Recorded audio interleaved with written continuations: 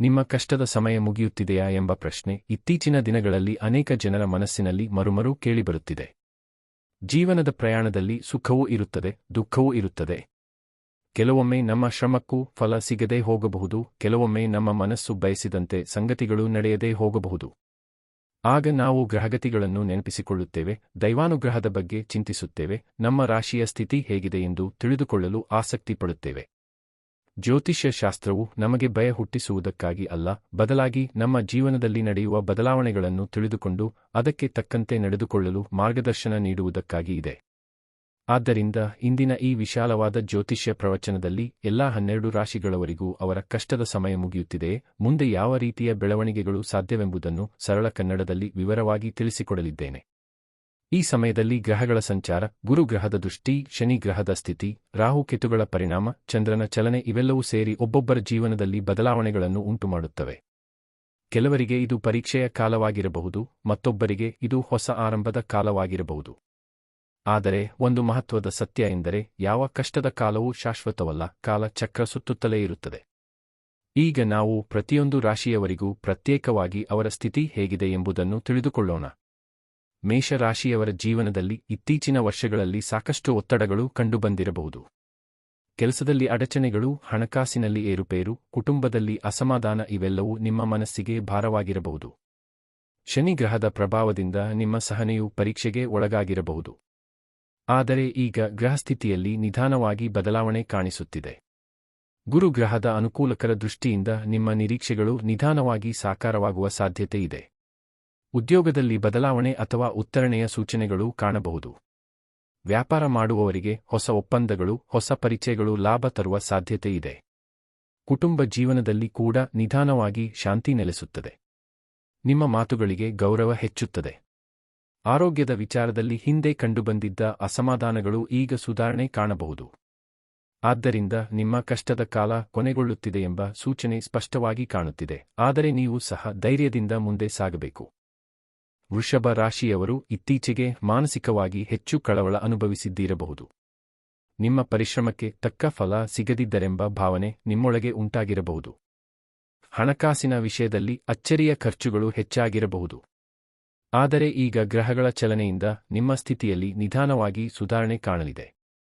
ಗುರು ಗ್ರಹದ ಅನುಗ್ರಹದಿಂದ ನಿಮ್ಮ ಆದಾಯದಲ್ಲಿ ಏರಿಕೆ ಸಾಧ್ಯತೆ ಇದೆ. ನೀವು ಹಿಂದೆ ಹಾಕಿದ ಪ್ರಯತ್ನಗಳಿಗೆ ಈಗ ಫಲ ಸಿಗಬಹುದು.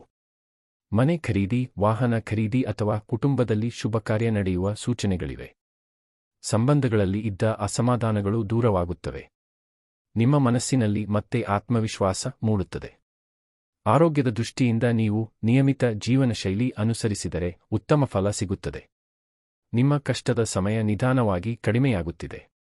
ಮಿಥುನ ರಾಶಿಯವರು ಇತ್ತೀಚಿನ ದಿನಗಳಲ್ಲಿ ನಿರ್ಧಾರ ತೆಗೆದುಕೊಳ್ಳಲು ಕಷ್ಟ ಅನುಭವಿಸಿದ್ದಿರಬಹುದು. ಕೆಲಸದಲ್ಲಿ ಸ್ಪಷ್ಟತೆ ಇಲ್ಲದೆ ಗೊಂದಲ ಉಂಟಾಗಿರಬಹುದು.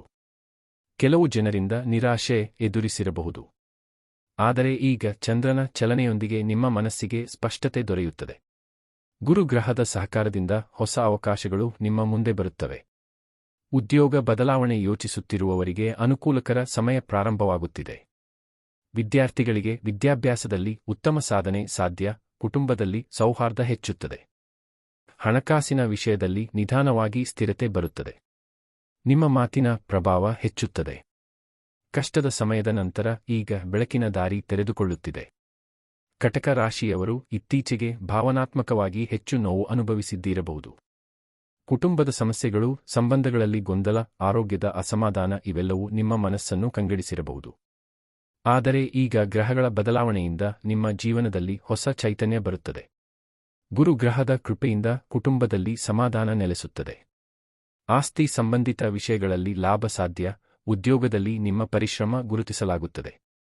ಆರೋಗ್ಯದಲ್ಲಿ ನಿಧಾನವಾಗಿ ಸುಧಾರಣೆ ಕಾಣುತ್ತದೆ. ಮನಸ್ಸಿಗೆ ಶಾಂತಿ ದೊರೆಯುತ್ತದೆ. ನೀವು ಹೊಸ ಗುರಿಗಳನ್ನು ಇಟ್ಟು ಮುಂದೆ ಸಾಗಬಹುದು. ನಿಮ್ಮ ಕಷ್ಟದ ಕಾಲ ಈಗ ಕೊನೆಗೊಳ್ಳುವ ಹಂತದಲ್ಲಿದೆ. ಸಿಂಹ ರಾಶಿಯವರು ಇತ್ತೀಚೆಗೆ ಆತ್ಮವಿಶ್ವಾಸ ಕಳೆದುಕೊಂಡಂತೆ ಅನುಭವಿಸಿದ್ದಿರಬಹುದು. ನಿಮ್ಮ ಮಾತುಗಳಿಗೆ ಬೆಲೆ ಸಿಗದಿದ್ದರೆಂಬ ಭಾವನೆ ಮೂಡಿರಬಹುದು. ಆದರೆ ಈಗ ಸೂರ್ಯನ ಅನುಗ್ರಹದಿಂದ ನಿಮ್ಮ ಪ್ರಭಾವ ಮತ್ತೆ ಹೆಚ್ಚಾಗುತ್ತದೆ.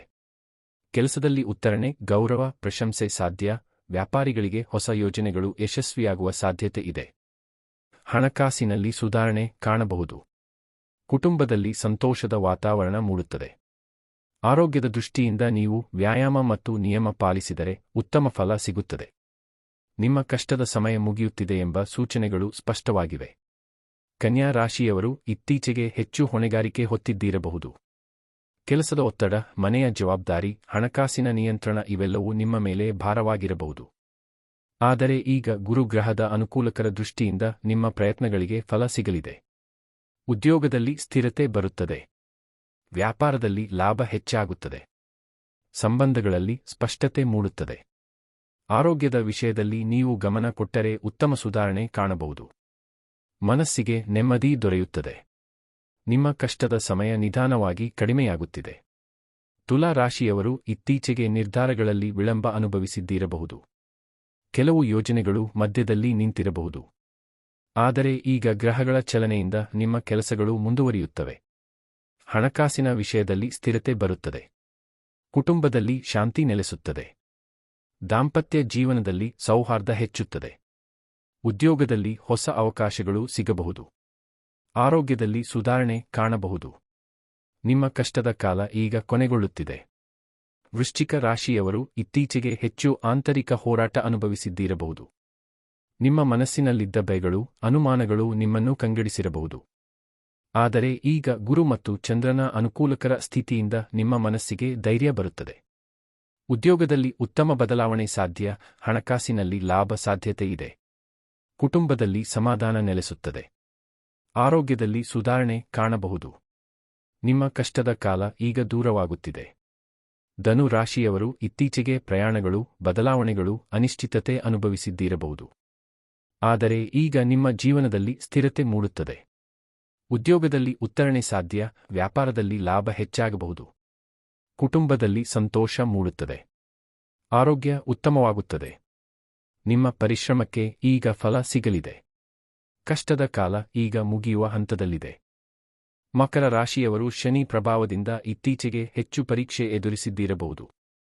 ಆದರೆ ಈಗ ಶನಿಯ ಅನುಗ್ರಹದಿಂದ ನಿಮ್ಮ ಶ್ರಮಕ್ಕೆ ಫಲ ಸಿಗುತ್ತದೆ. ಉದ್ಯೋಗದಲ್ಲಿ ಸ್ಥಿರತೆ, ಹಣಕಾಸಿನಲ್ಲಿ ಸುಧಾರಣೆ, ಕುಟುಂಬದಲ್ಲಿ ಶಾಂತಿ ಮೂಡುತ್ತದೆ. ಆರೋಗ್ಯದಲ್ಲಿ ನಿಧಾನವಾಗಿ ಸುಧಾರಣೆ ಕಾಣಬಹುದು. ನಿಮ್ಮ ಕಷ್ಟದ ಕಾಲ ನಿಧಾನವಾಗಿ ಕೊನೆಗೊಳ್ಳುತ್ತಿದೆ. ಕುಂಭ ರಾಶಿಯವರು ಇತ್ತೀಚೆಗೆ ಹೊಸ ಯೋಜನೆಗಳಲ್ಲಿ ಅಡಚಣೆ ಅನುಭವಿಸಿದ್ದಿರಬಹುದು.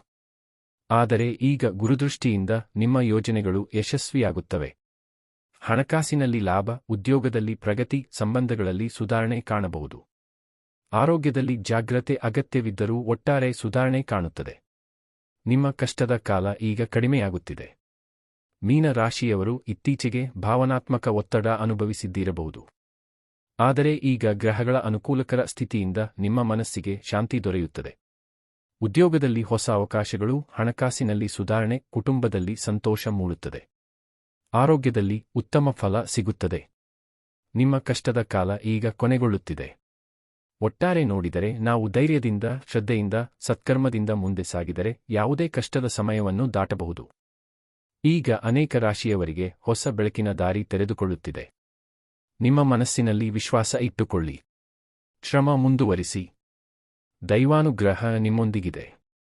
ಕಷ್ಟದ ಸಮಯ ನಿಧಾನವಾಗಿ ದೂರವಾಗುತ್ತಿದೆ ಮತ್ತು ಸುಖದ ಕಾಲ ನಿಮ್ಮ ಜೀವನದಲ್ಲಿ ಪ್ರವೇಶಿಸುತ್ತಿದೆ.